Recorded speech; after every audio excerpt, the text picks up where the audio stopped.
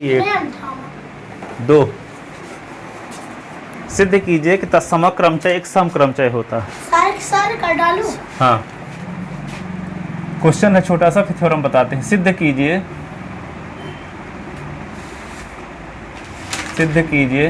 कि तत्समक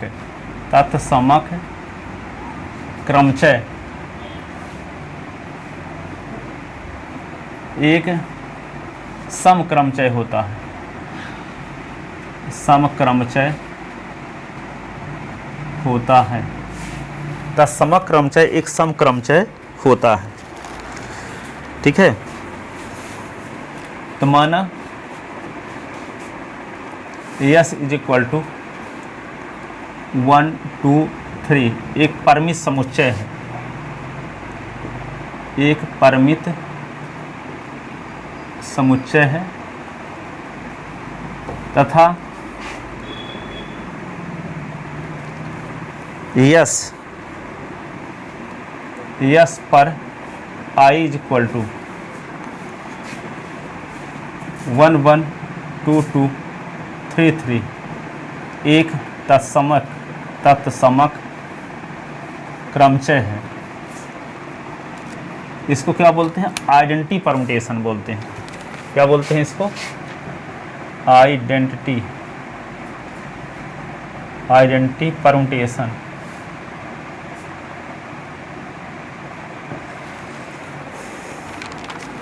तब हमें सिद्ध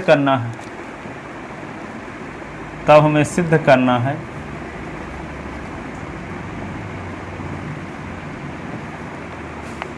क्या सिद्ध करना है कि I इज इक्वल टू 1 1 2 2 3 3 एक समक्रमचय है। समक्रमचय है।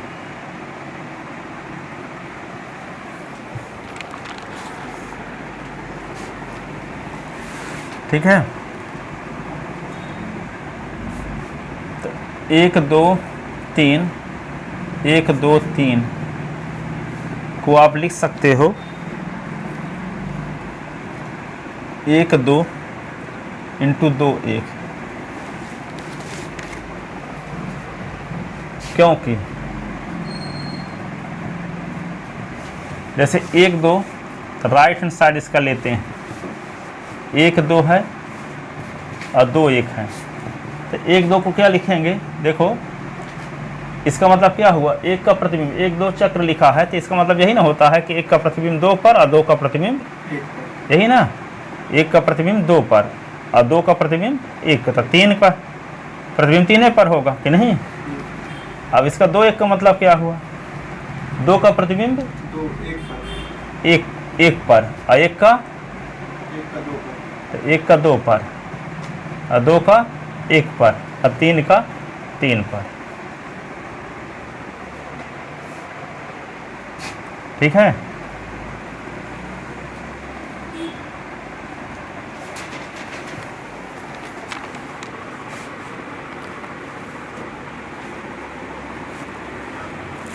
एक का 2 पर, 2 का 1 पर और 3 का 3 पर। ठीक है, और फिर 2 का 1 का 2 पर, 2 का 1 पर और 3 का 3 पर। अब इसको व्यवस्थित करो, 1 का 2 पर, 2 का 1 पर, 3 का 3 पर। इसको लिखोगे कैसे? 1 2 3 लिख लो और 2 1 3। सुनो, अब जैसे 2 1 3 है तो इसको भी 2 1 3 जैसे बनाओगे ना, तो क्या होगा? पहले 2 लिख दो, तो 2 का प्रतिबिंब क्या है? 1 ना, 2 का प्रतिबिंब 1, फिर 1 है तो यहाँ 1 पहले लिखना पड़ेगा, 1 का प्रतिबिंब 2, फिर क्या है तीसरे नंबर में 3, तो 3 का प्रतिबिंब 3। अब ये समान हो गया कि नहीं हो गया? तो ये क्या लिख देंगे?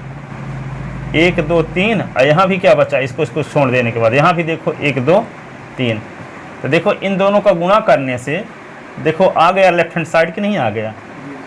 आया लेफ्ट हैंड साइड। इसका मतलब क्या हुआ? इस तत्सम क्रमचय को 2 ट्रांसपोजिशन के गुणनफल के रूप में व्यक्त किया जा सकता है, जिसको पक्षांतरण कहते हैं ना। दिए तत्सम क्रमचय को दो पक्षांतर के गुणनफल के योग के रूप में, गुणनफल के रूप में व्यक्त किया जा रहा है। तो दो पक्षांतर के गुणनफल के रूप में व्यक्त किया जा रहा है, उसकी संख्या 2 ना है, इसलिए ये क्या हो जाएगा, समक्रमचय। क्या हो जाएगा, समक्रमचय।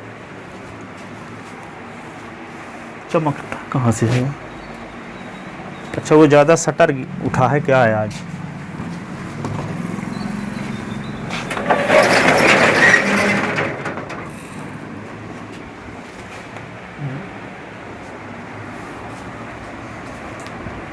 लिख ले इसको चालू कर दो, ठीक है। तो यहाँ देखते क्या है कि ये तत्समक्रमचय को दो पक्षांतर के गुणनफल के रूप में व्यक्त किया जा रहा है कि नहीं। तो इसलिए यहाँ दो पक्षांतरण होने की वजह से दो सम संख्या है, इसलिए समक्रमचय है। इस प्रकार हम देखते हैं, इस प्रकार हम देखते हैं कि तत्समक्रमचय को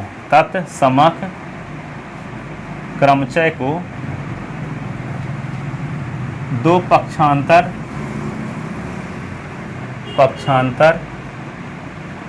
के गुणनफल के रूप में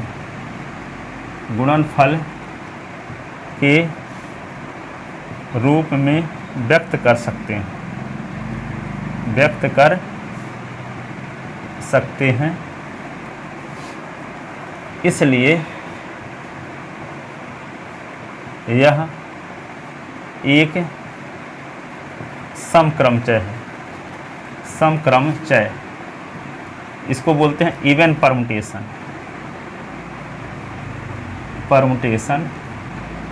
इवन परमुटेशन समक्रमचय है, ठीक है।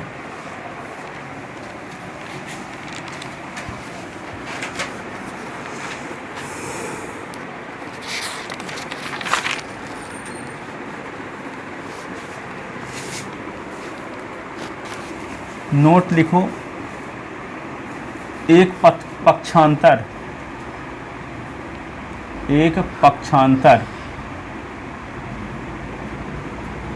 हमेशा विषम क्रमचय होता है, सदैव विषम क्रमचय होता है, विषम क्रमचय होता है। हेलो, हाँ, गोली लेने ना आई हूँ, बोलिए क्या चाहिए? दवाई किसको आने की? बगल में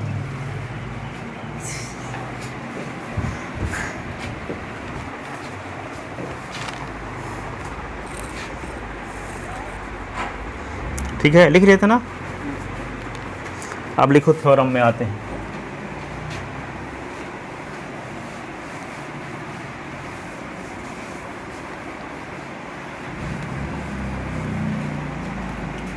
थ्योरम क्या है?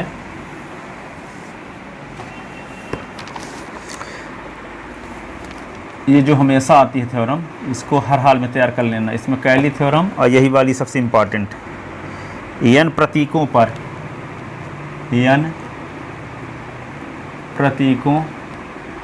पर फैक्टोरियल n क्रमचयों में से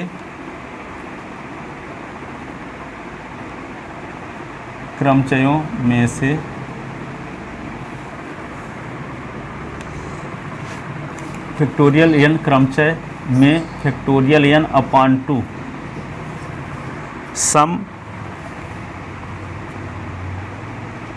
समक्रमचय होते हैं,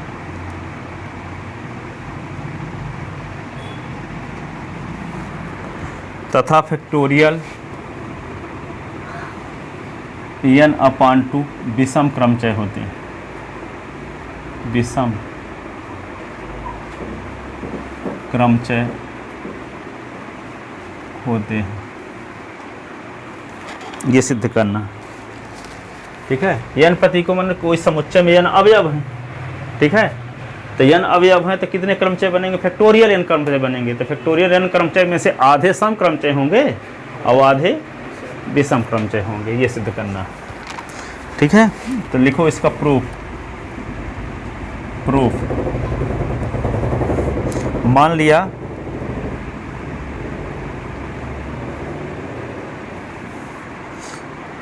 n प्रतीकों पर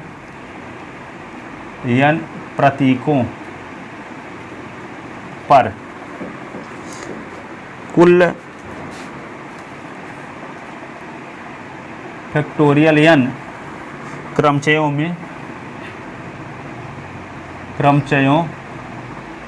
में E1 E2 E3 dash dash EM सम क्रमचय हैं, सम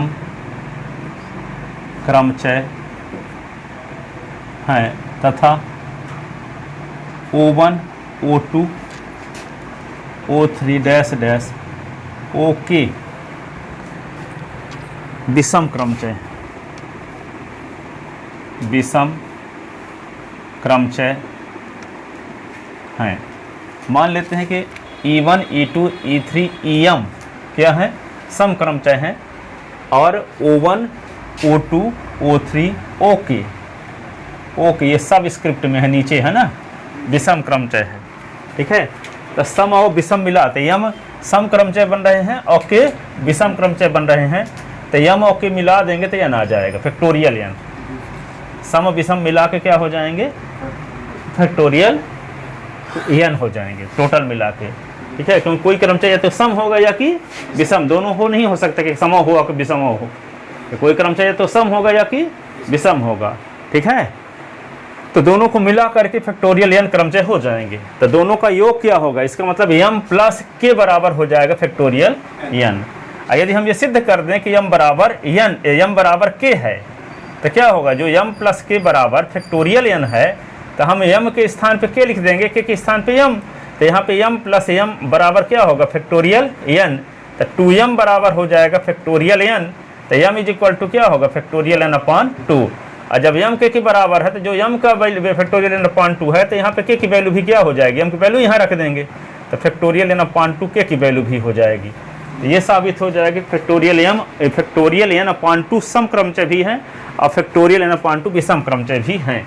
ठीक है, दोनों बराबर हैं। ठीक है, तो हमारा मकसद यही रहेगा कि m बराबर k कैसे सिद्ध किया जाए। तो ये जानते हो कि m बराबर k सिद्ध करने के दो तरीके हैं। जैसे समुच्चय में सिद्ध करना हो a बराबर b, तो क्या दिखाते हो आप, a उप समुच्चय है b का, ये समीकरण नंबर 1 है, और b उप समुच्चय है a का समीकरण नंबर 2, तो 1 व 2 से क्या हो जाता है, a बराबर b हो जाता है ना समुच्चय के केस में। लेकिन यदि वास्तविक संख्याएं हैं m और k और इनको बराबर सिद्ध करना हो, तो ये दिखाना पड़ता है m is less than or equal k और k is less than or equal m। ये हो गया 1 और ये हो गया 2, तो 1 व 2 से m बराबर k। तो दो वास्तविक संख्याओं को बराबर सिद्ध करना हो, तो ये दिखाओ कि दोनों एक दूसरे के लेस देन आर इक्वल है। ठीक है, यहाँ m less than or equal k है और k less than or equal m है, तो 1 व 2 से क्या होगा, m बराबर k सिद्ध हो जाएगा, m बराबर k सिद्ध हो जाएगा। जबकि समुच्चय के केस में क्या दिख रहा है, यहाँ लेस देन नहीं दिखाते, यहाँ उप समुच्चय दिखाते हैं कि a उप समुच्चय है b का और b उप समुच्चय है a का, तो a बराबर b हो जाता है।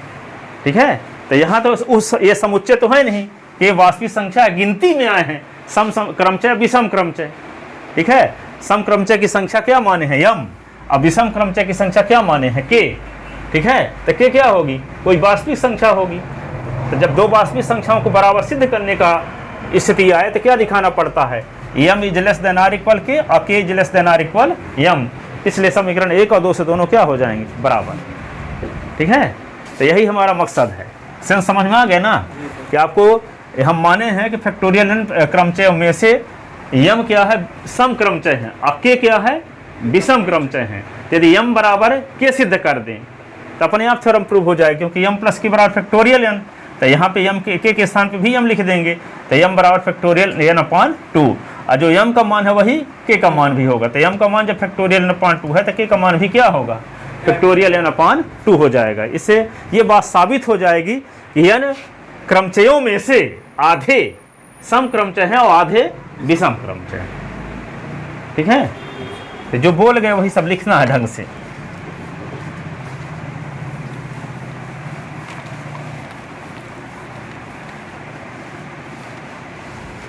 ठीक है, चलो देखो, चूंकि एक क्रमचय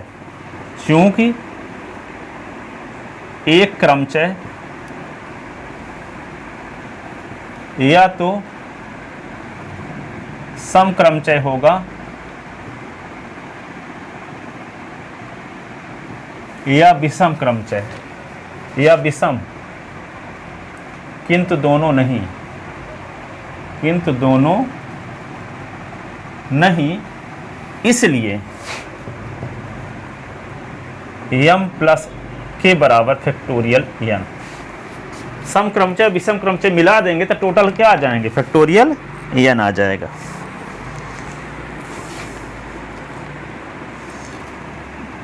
तो यदि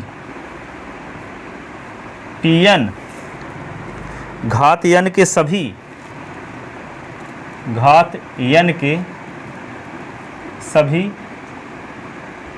क्रमचयों का समुच्चय है, यदि Pn घात n के सभी क्रमचयों का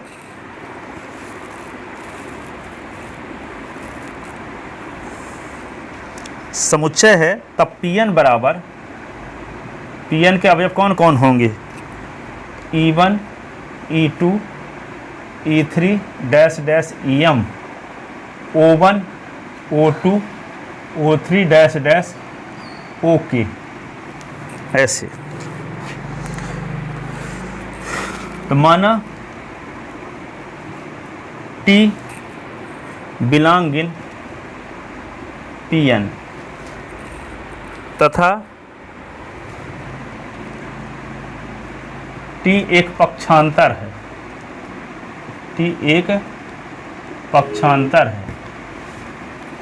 ठीक है। तो देखो यहाँ पे Pn का एक अवयव लेते हैं T, और T को कहते हैं एक पक्षांतर है, ट्रांसपोजिशन है। क्या है, पक्षांतरण है, ठीक है। ट्रांसफॉर्म क्या बोलते हैं, ट्रांसपोजिशन। पक्षांतर को क्या हिंदी इंग्लिश में बोलते हैं, ट्रांसपोजिशन। तो ये देखो, ये क्रमचय समूह है, हम सिद्ध कर चुके हैं। Pn क्या है, एक समूह है, क्रमचय समूह है। तो समूह है तो उसमें संबरक नियम का पालन होगा कि नहीं होगा, संबरक नियम का पालन होगा, क्योंकि समूह है तो चारों प्रॉपर्टी होल्ड होगी। तो हम देखो, ये भी क्रमचय है, ट्रांसपोजिशन है तो क्रमचय हो करेगा। तो जब ये क्रमचय होगा तो इसका गुणा E1 के साथ कर देंगे तब भी एक क्रमचय आएगा संबरक नियम से। इसका गुणा इसके साथ कर देंगे तब भी एक क्रमचय होगा संबरक नियम से। इसका गुणा इसके साथ कर दें, इसका गुणा इसके साथ, इसका गुणा इसके साथ, इसका गुणा इसके साथ, इसका गुणा इसके साथ, इसका गुणा इसके साथ, तब भी क्या होगा, जो रिजल्ट आएगा वह भी एक क्रमचय रहेगा संबरक नियम से। क्योंकि Pn को क्या माने हैं, क्रमचय समूह। तो जब क्रमचय समूह माने हैं तो क्रमचय समूह का एक ठो Pn का एक ठो अवयव ले लिए T, और ये भी Pn के ही अवयव हैं। तो T और Pn का T और E1 का गुणा करने से जो क्रमचय आएगा वह भी Pn का सदस्य होगा, क्योंकि ये क्रमचय समूह है तो इसमें संबरक नियम का पालन होगा। क्योंकि दो अवयवों का, दो क्रमचयों का गुणनफल भी एक क्रमचय होता है। दो क्रमचयों का गुणनफल भी क्या होगा, एक क्रमचय होगा। अर्थात जब क्रमचय समूह है तो इसमें ग्रुप की सारी प्रॉपर्टी होल्ड होगी, G1 G2 G3 G4। G1 यानी संबरक नियम, G2 यानी साहचर्य नियम, G3 मीन्स तत्समक अवयव का अस्तित्व, और चौथा प्रतिलोम अवयव का अस्तित्व। इसलिए यदि हम Pn का कोई सदस्य एक एलिमेंट लेते हैं T, तो ये भी E1 भी Pn का एलिमेंट है, E2 भी Pn का एलिमेंट है। तो इन दोनों का गुणनफल भी Pn का एलिमेंट होगा संबरक नियम से। क्या होगा, संबरक नियम से, ठीक है। तो यहाँ पे क्या लिखते हैं, वही लिखने वाले हैं। चूंकि Pn क्रमचयों के गुणन के सापेक्ष, चूंकि Pn क्रमचयों के गुणन के सापेक्ष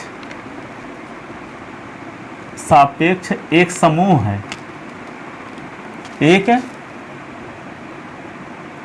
समूह है, इसलिए TE1 TE2 TE3 TEM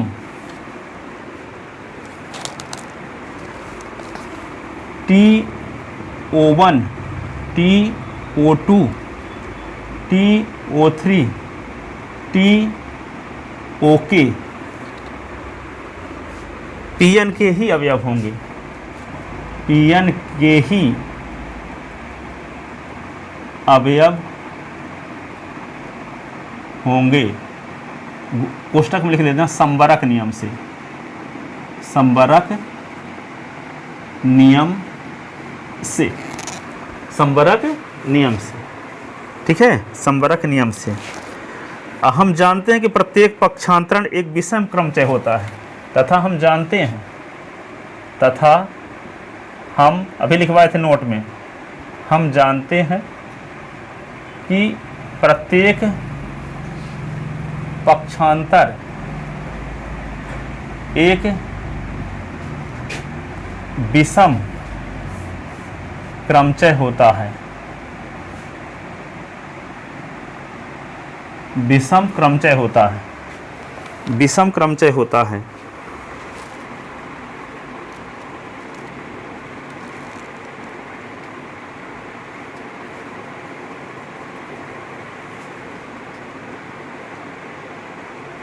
लिख लिए?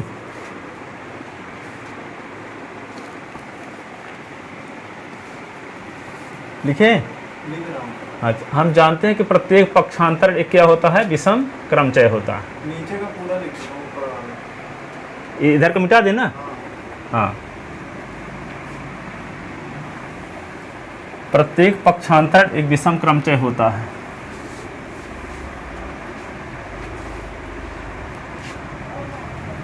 साथ ही यह भी जानते हैं कि एक विषम क्रमचय व एक सम क्रमचय का गुणनफल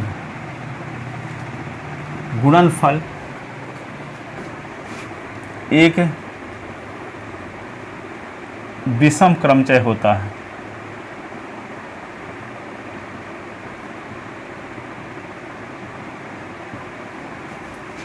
तथा एक विषम क्रमचय व एक विषम क्रमचय तथा दो विषम क्रमचय का गुणनफल तथा दो विषम क्रमचय का गुणनफल एक सम क्रमचय होता है।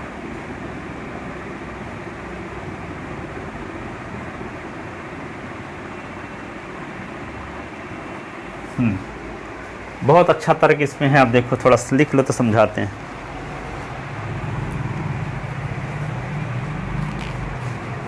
इसीलिए थ्योरम हमेशा आती है।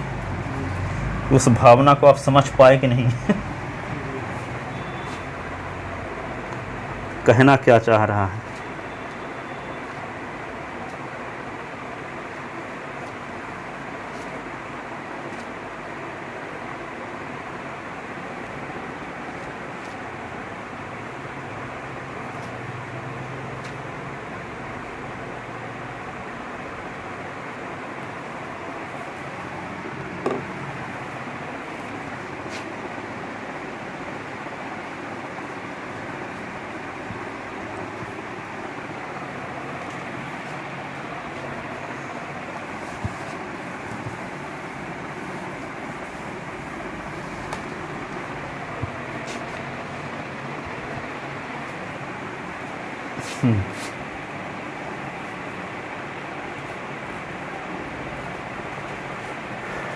लिखे?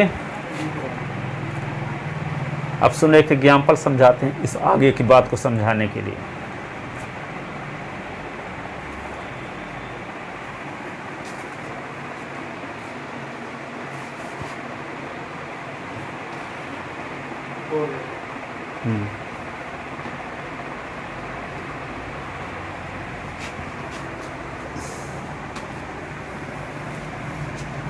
अब देखो, अब समझते हैं। मान लो ये इंडिया है और इंडिया में दो ही राज्य हैं। सपोज करो, एक है एमपी और एक है यूपी। सपोज करते हैं ना, एक इंडिया है और इंडिया में क्या है, दो राज्य एमपी और यूपी राज्य, ठीक है। अब ये आपको पता है कि इंडिया की जनसंख्या फैक्टोरियल n है, ठीक है। और एमपी की जनसंख्या मान लेते हैं m है और यूपी की जनसंख्या k है। तो दोनों m और k को मिला देंगे तो क्या आ जाएगा, फैक्टोरियल n आएगा कि नहीं आएगा।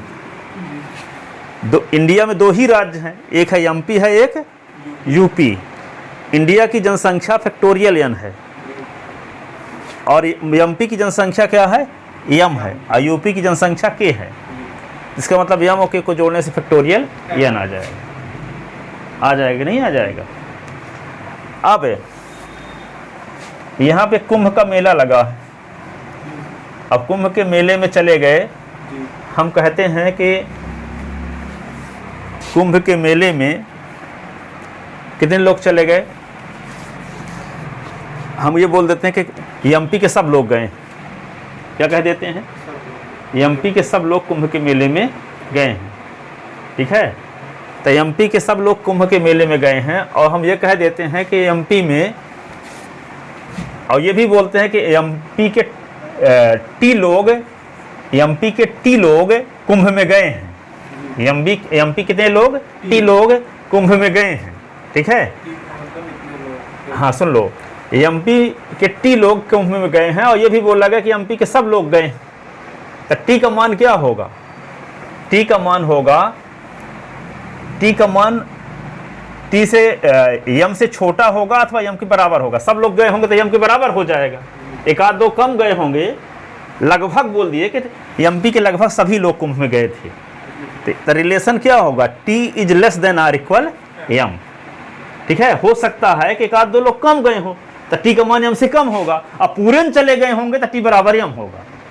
बस हम हो इस बात से, एमपी के टी लोग कुंभ में गए हैं, इस बात का पता है कि एमपी की जनसंख्या एम है, तो हम कहते हैं कि एमपी के करीब करीब सब लोग गए हैं।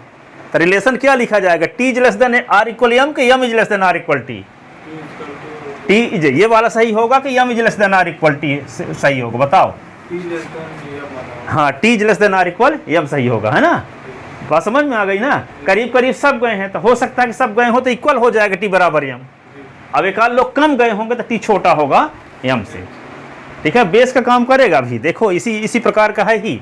यहाँ पे देखो ट्रांसपोजिशन के बारे में हम आपको बता चुके हैं कि एक विषम क्रमचय होता है। ये हम मान ही चुके हैं कि E1, E2, E3, EM ये सब क्या है, समक्रमचय हैं। क्या है, समक्रमचय हैं, ठीक है।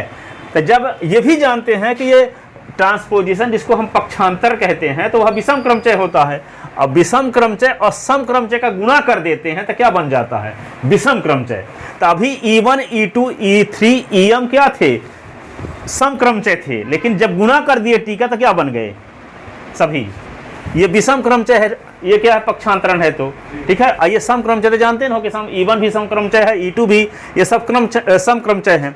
तो विषम क्रमचय और सम क्रमचय का गुणा करने से विषम बनता है। क्या बनता है, अभी तो E1, E2, E3 सम क्रमचय थे, तो सम क्रमचय की संख्या यम थी, कंफर्म पता है। एमपी की जनसंख्या यम है, सम क्रमचय की संख्या कितनी है टोटल, आपको कंफर्म पता है कि यम है, ठीक है। तो यहाँ पे देखो जब टी का गुणा कर दिए E1 के साथ, तो टी क्या है, एक पक्षांतर है, और E1 क्या है, एक सम क्रमचय है। तो ये पक्षांतरण हमेशा विषम क्रमचय होता है। तो विषम क्रमचय और सम क्रमचय का गुणनफल क्या होगा, विषम क्रमचय। तो ये यहाँ से यहाँ तक क्या हो गया, विषम क्रमचय की संख्या हो गई, विषम क्रमचय की संख्या हो गई, है ना। तो जब ये विषम क्रमचय की संख्या हो गई, और आप पहले से ये मानकर हम चले हैं कि विषम क्रमचय की संख्या k है, मानकर क्या चले हैं कि विषम क्रमचय की संख्या टोटल कितनी है, k। तो ये भी तो विषम क्रमचय हो गए कि नहीं हो गए। तो जब विषम क्रमचय की संख्या ये हो गए तो इसका मतलब क्या होगा, टोटल तो कंफर्म पता है कि k है, k से अधिक है ही नहीं है। तो इसका मतलब क्या होगा, M is less than or equal k। देखो ये भी ना विषम क्रमचय हो गया, क्योंकि ये पक्षांतर है, ये क्या है, सम क्रमचय है। तो पक्षांतर एक विषम क्रमचय होता है, ये सम क्रमचय। तो विषम क्रमचय और सम क्रमचय का गुणा करने से विषम क्रमचय प्राप्त होता है। तो ये क्या हो गया, विषम क्रमचय हो गए गुणा करने के बाद। अब विषम क्रमचय की संख्या हम माने क्या है, k, ठीक है। तो इनकी गिनती करने से तो यम ही आ रहा है, इनकी गिनती करोगे 1 से लेकर के यम तक भी तो यम आ रहा है। ठीक है, अब ये जानते हैं कि इंडिया की जनसंख्या यहाँ पे उसकी यूपी की जनसंख्या क्या है, के है। यूपी की जनसंख्या क्या है, के है। अब यम लोग कुंभ नहाने गए हैं, करीब करीब सब गए हैं, इसका मतलब क्या हुआ, M is less than or equal K हो जाएगा। यहाँ देखो विषम क्रमचय की संख्या का पहले से आपको कन्फर्म पता है कि विषम क्रमचय के हैं, सम क्रमचय यम है, लेकिन टी एक पक्षांतर है तो पक्षांतर का गुणा कर दिए तो पक्षांतर एक विषम क्रमचय है, ये सम क्रमचय, तो विषम क्रमचय और सम क्रमचय का गुणा करने से विषम क्रमचय प्राप्त हो जाता है। तो ये भी विषम हो गया, ये भी विषम हो गया, ये भी विषम हो गया, ये भी विषम हो गया, तो विषम क्रमचय की संख्या क्या हो गई, यम। यहाँ विषम क्रमचय की संख्या यम हो गई, जबकि हम विषम क्रमचय माने कितने हैं, के माने हैं, तो इसका मतलब क्या होगा, M is less than or equal K. यदि यम का मान के बराबर होगा तो यहाँ बराबर वाला चिन्ह होगा, और हो सकता है एक आध कम हो तो क्या होगा, M is less than or equal K. ठीक है, इसी प्रकार देखो यहाँ टी क्या है, पक्षांतर है, और O1 क्या है, विषम क्रमचय है। तब पक्षांतर क्या होता है, विषम क्रमचय। तब विषम क्रमचय का गुणा जब विषम के साथ करते हैं, विषम का गुणा विषम के साथ करते हैं तो क्या आता है, सम हो जाता है। विषम का विषम के साथ, हाँ, विषम क्रमचय का गुणा विषम क्रमचय के साथ करते हैं तो सम हो जाएगा। तो ये भी सम क्रमचय हुआ, ये भी सम क्रमचय हो गया, ये भी सम क्रमचय हो गया, ये भी सम क्रमचय हो गया, तो गिनती करने पर तक के आ रहा है ना, 1 से शुरू हो रहा है, के तक गया है, तो विषम क्रमचय की संख्या क्या हो गई, के, जबकि शुरुआत में हम विषम क्रमचय का है, सम क्रमचय ना, ये विषम है, ये विषम है, तो विषम विषम सम ना होता है, तो ये भी सम क्रमचय हो गया, ये भी सम क्रमचय हो गया, ये भी सम क्रमचय हो गया, ये भी सम क्रमचय, तो सम क्रमचय कितने हो गए, के, और शुरुआत में माने कितने थे, यम, तो इसका मतलब K is less than or equal M. तो ये समीकरण 1 हो गया। समीकरण नंबर 2, तो 1 व 2 से क्या हो गया, यम बराबर के। तो यम बराबर जब के है तो यम प्लस के बराबर फैक्टोरियल एन है, तो यम प्लस यम बराबर क्या हो जाएगा, फैक्टोरियल एन। तो 2 यम बराबर क्या होगा, फैक्टोरियल एन अपॉन 2 इतना, तो यम बराबर होगा फैक्टोरियल एन अपॉन 2। यम के बराबर है, यम यहाँ सिद्ध कर दिया यम बराबर के ना, तो यम बराबर के, तो यम के स्थान पे लिख दोगे फैक्टोरियल एन अपॉन 2 बराबर के। तो के क्या माने थे हम शुरुआत में, विषम क्रमचय, यम क्या माने थे, सम क्रमचय, तो सम क्रमचय भी फैक्टोरियल एन अपॉन 2 और विषम क्रमचय भी फैक्टोरियल एन अपॉन 2। यहाँ समझने वाली बात सिर्फ इतना है, यहाँ ये वाला तर्क है।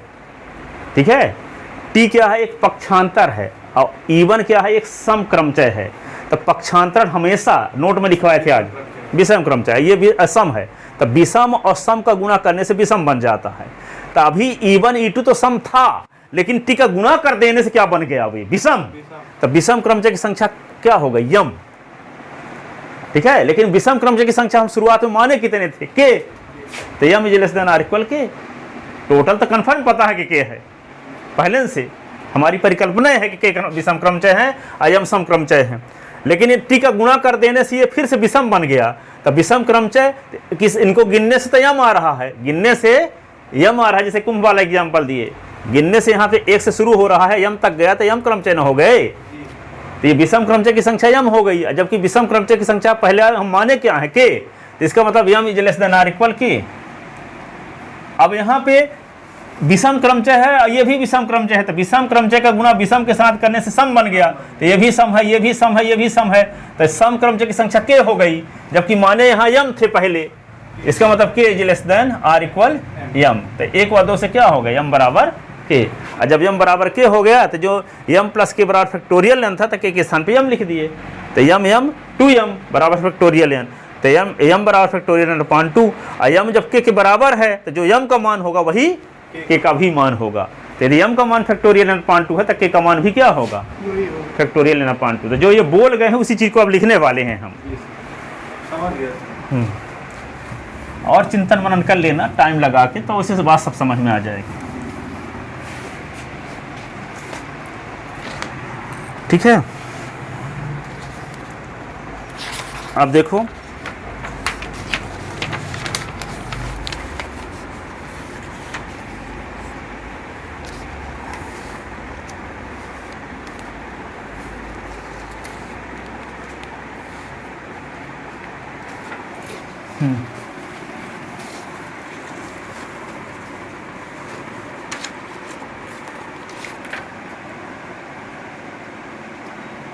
इसलिए TE1 TE2 TE3 dash dash TEM क्या हो गए,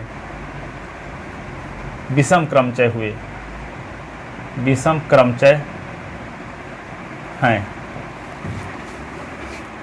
और TO1 TO2 TO3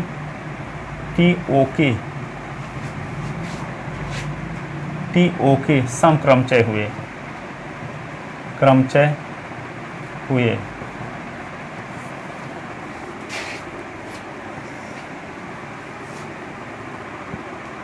तथा हम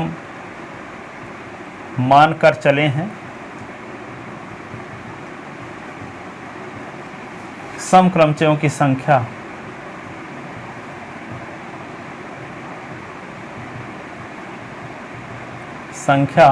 m है,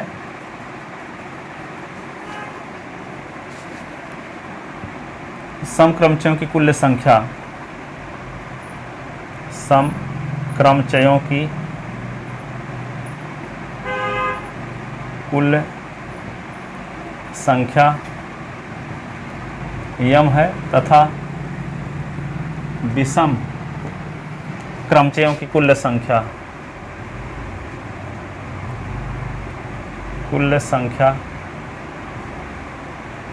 k है।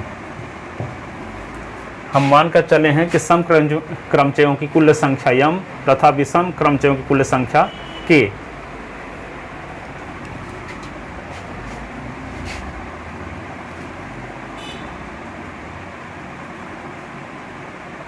यहाँ TE1 TE2 TE3 dash dash TEM सभी भिन्न भिन्न हैं, सभी भिन्न भिन्न हैं। यदि संभव हो तो मान लिया, यदि संभव हो तो मान लिया। TEI is equal to TEJ।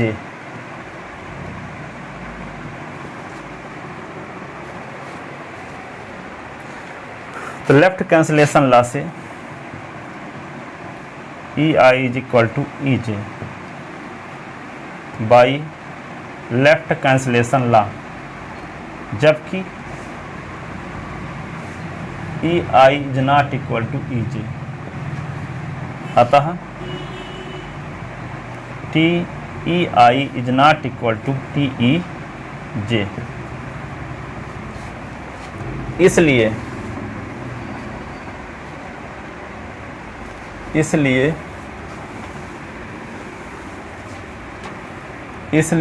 m is less than or equal k तथा k is less than or equal m। Equation first और इक्वेशन सेकंड। तब 1 व 2 से m बराबर, हाँ, यदि संभव हो तो मान लिया TEI is equal to TEJ। हम मान लेते हैं कि इसके बीच में जहाँ डैश डैश लगा ना है, तो रास्ते में TEI रहा होगा, फिर TEJ भी रहा होगा कोई ना कोई। आई का मतलब कोई संख्या, जैसे T17 और T18 दोनों बराबर हैं, मान कर चलते हैं, ठीक है। तो बराबर मान कर चलते हैं तो क्या आ जाता है, ये EI EJ के इक्वल हो जाता है, जबकि EI और EJ अलग अलग हैं, क्योंकि उनकी हम गिनती कर चुके हैं ना कि m क्या है, समक्रमचय हैं। तो EI EJ के बराबर हो जाएगा तो उसकी गिनती m नहीं रह जाएगी।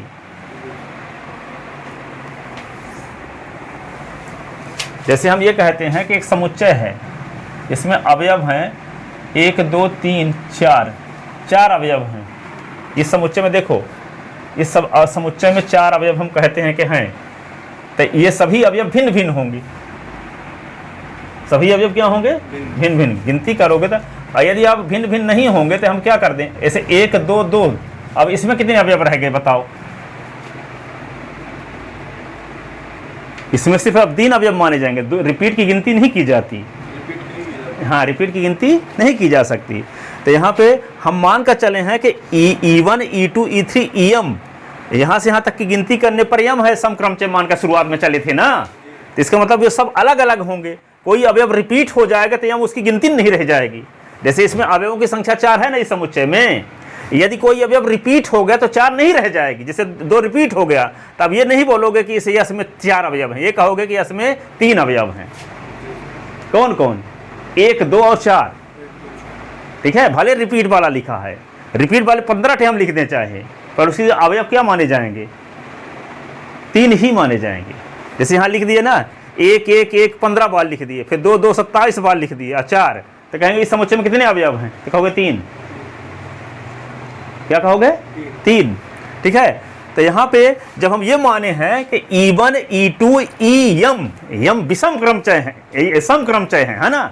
शुरुआत में जब माने थे कि E1 E2 E3 EM समक्रमचय हैं, O1 O2 O3 OK विषम क्रमचय हैं, तो समक्रमचय की संख्या यम है और विषम क्रमचय की संख्या k है, शुरुआत में माने थे, ठीक है। तो इसका मतलब कोई अवयव क्या है? रिपीट नहीं होगा तब न यम होंगे। जैसे मान लो ये लिख दिए हम कि E1 E2 E3 E4 E5, तो कहोगे कितने विषम समक्रमचय हैं? तो कहोगे 5। क्या कहोगे? 5। अब इनमें से क्या हो गया? E1 लिख दिए, E2 लिख दिए, फिर E2 लिख दिए, फिर क्या लिख दिए?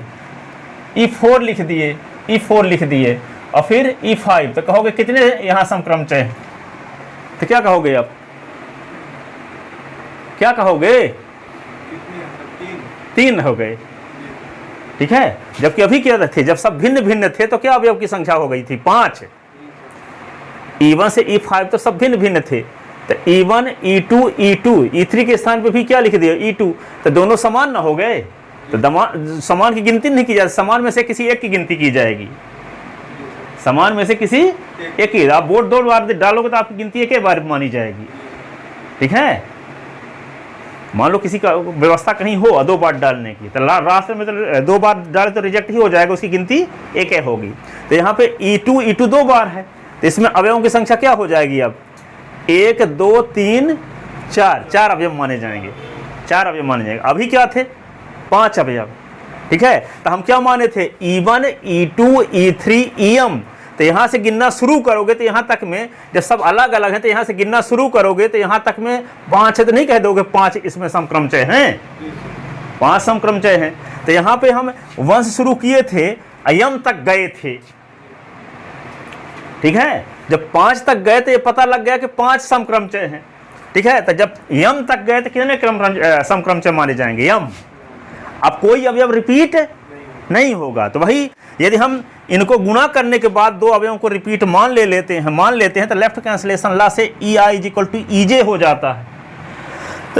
तो जब EI = EJ हो जाएगा तो जो हम माने थे कि समक्रमचय की संख्या यम है तो नहीं रह जाएगी, यम से कम हो जाएगी, ठीक है।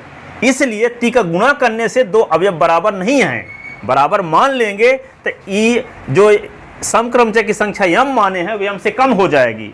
इसलिए ये भी दोनों बराबर नहीं हैं, ये भी दोनों बराबर नहीं है, क्योंकि लेफ्ट कैंसिलेशन लगाने से EI = EJ हो जाता है, जबकि ये EI EJ सब भिन्न भिन्न हैं, कोई रिपीट नहीं है, तभी उसकी संख्या यम होगी, नहीं तो यम से कम हो जाएगी। जबकि हम मान कर चले हैं कि समक्रमचय की संख्या यम है और विषम क्रमचय की संख्या k है, ठीक है। तो 1 हुआ 2 से, गुणा करने से तो ये अभी जैसे टी का गुणा जब नहीं किए थे तो ये क्या था? समक्रमचय था, लेकिन टी क्या है? एक पक्षांतर है, और पक्षांतर क्या होता है? विषम क्रमचय, और समक्रमचय और विषम का गुणा करने से बन जाता है क्या? विषम। तो विषम की संख्या क्या हो गई? विषम की टोटल संख्या हम के मान कर चले थे, लेकिन ये हो गया विषम क्रमचय, तो विषम क्रमचय की संख्या यम नहीं हो गई, ठीक है। अब कहे कि गुम्ब में सब लोग आ गए करीब करीब यम पी के, देखो ना गुणा कर दिए तो ये क्या हो गया? विषम क्रमचय न बन गया, अब पहले मान कर चले थे कि विषम क्रमचय की संख्या के है टोटल, केवल यूपी की जनसंख्या क्या है के मान कर चले थे। अब कह दिए कि कुंभ में लगभग सब लोग गए हैं यूपी के, ठीक है। इसका मतलब गए कितने लोग हैं गिनती करने के बाद यम पता चला, तो यम का मान क्या होगा, अधिक से अधिक के बराबर होगा या कि के से छोटे होगा, क्योंकि यूपी में लोग के है ना टोटल। विषम क्रमचय की संख्या के न माने हैं, लेकिन यहाँ गुणा कर देने से विषम क्रमचय बन गया ना। तो विषम क्रमचय यहाँ गिनने से तो यम आ रहा है, गिनने पर क्या आ रहा है यम, और जब यम आ रहा है तो ये विषम क्रमचय है, तो विषम यम का मान हो क्या होगा, सब चले गए होंगे तो के बराबर होगा या कि किसी छोटे होगा। ये तो कन्फर्म पता है कि यूपी की जनसंख्या के है, यानी कि विषम क्रमचय की संख्या क्या माने हैं के, लेकिन गुणा करने से भी तो विषम बन गया है ना। ट्रांसपोजिशन का गुणा करने से सम वाले के साथ तो क्या बन गया विषम, और इसकी गिनती करने पर यम ही आ रहा है।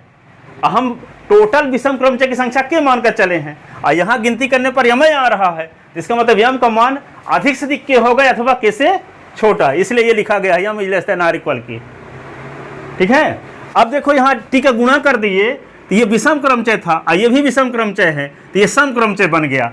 क्या बन गया, सम क्रमचय। तो इनकी गिनती करने पर तक के आता है, लेकिन टोटल हम माने क्या थे सम क्रमचय की संख्या, यम न माने शुरुआत में, ये हो गया सम क्रमचय। अब तो इनकी गिनती करने पर तक के आ रहा है, तो के का मान क्या होगा, अधिक से अधिक यम होगा या कि यम से कम होगा, वही लिखा गया के less than or equal Yama.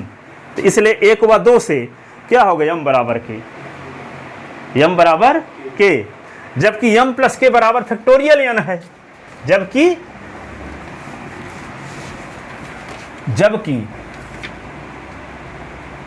Yama plus के बराबर फैक्टोरियल एन है। तो ये क्या होगा, यम बराबर के होने की वजह से यम प्लस यम बराबर फैक्टोरियल एन, तो ये हो जाएगा 2m बराबर फैक्टोरियल एन। तो यम बराबर फैक्टोरियल एन अपॉन 2, तो यम बराबर के है समीकरण 3 से, समीकरण 3 से, तो यम का मान रख दो, इधर लिख चुके हो ना इधर का, तो यम का मान रख देते हैं क्या, factorial N upon 2 is equal to K, तो क्या होगा K is equal to factorial N upon 2। अतः एन प्रतीकों पर फैक्टोरियल एन क्रमचयों में से फैक्टोरियल एन अपॉन 2 सम क्रमचय हैं और फैक्टोरियल एन अपॉन 2 विषम क्रमचय हैं।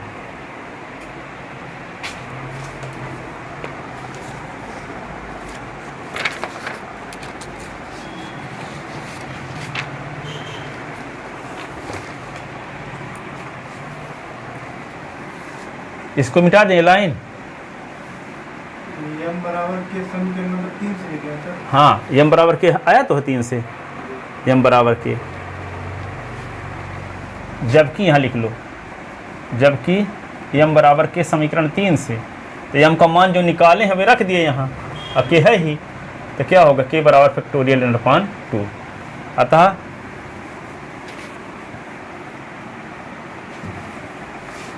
अतः एन प्रतीकों पर फैक्टोरियल एन क्रमचयों में से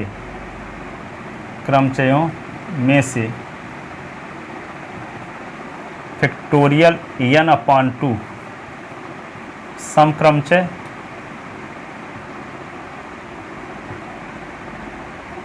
तथा फैक्टोरियल एन अपॉन 2 विषम क्रमचय हैं, विषम क्रमचय है। अतः एन प्रतीकों पर फैक्टोरियल एन क्रमचयों में से फैक्टोरियल एन अपॉन 2 सम क्रमचय तथा फैक्टोरियल एन अपॉन 2 विषम क्रमचय हैं। फैक्टोरियल एन अपॉन 2 सम क्रमचय हैं तथा फैक्टोरियल एन अपॉन 2 विषम क्रमचय हैं। यम का मान और के का मान दोनों का नाम आ रहा है, और शुरुआत में हम माने थे सम क्रमचय की संख्या यम और विषम क्रमचय की संख्या के, ठीक है। तो फैक्टोरियल एन क्रमचयों में से आधे आधे मट गए, आधे सम क्रमचय हैं और आधे विषम क्रमचय। हाँ हाँ, ज़्यादा बड़ा नहीं है, ज़्यादा बड़ा नहीं है, पर इसको दिमाग लगा के पूरा पढ़ डालना, समझ के विजुअलाइजेशन करके, जैसे आप किताब खोले हो और सोच रहे हो, लगा लूँगा सर, सब बन जाएगा। समझ के लिए। 4-6 बार इसे देखो, फिर एक बार लिखो, देख के फिर 4-6 बार देखो, फिर से लिखो, तो दिमाग में भी बैठेगी बात और लिख भी लोगे फिर। तो जो मैं बोला हूँ वे सब समझ में आ जाएगा फिर, और जो बोला हूँ लिख भी दिया हूँ ना।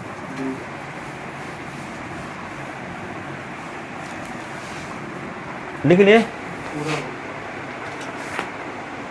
अब अगला चैप्टर। अभी कितने चैप्टर बचे हैं सर?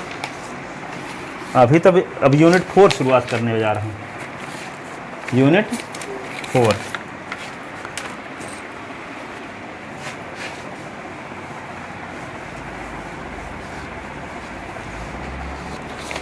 ऑटोमॉर्फिज्म।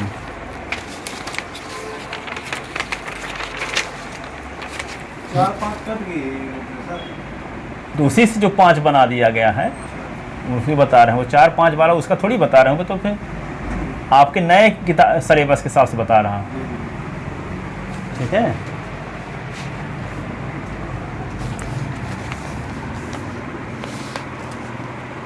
समूह स्वकारिता या बोलते हैं group automorphism. Group automorphism,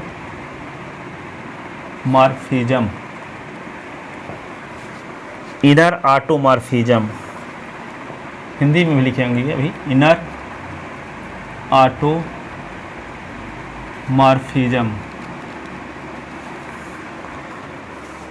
automorphism और ग्रुप ऑटोमॉर्फिज्म।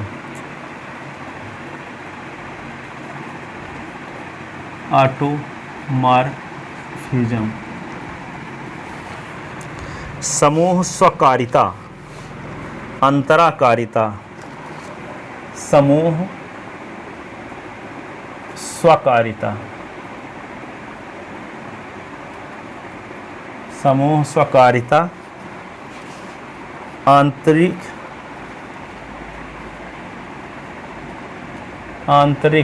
स्वकारिता।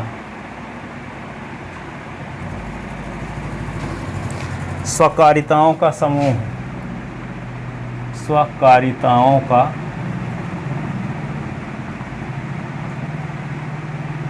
समूह, स्वकारिताओं का समूह।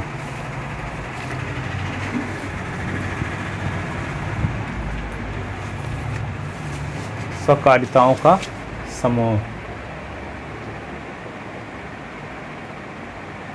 ठीक है।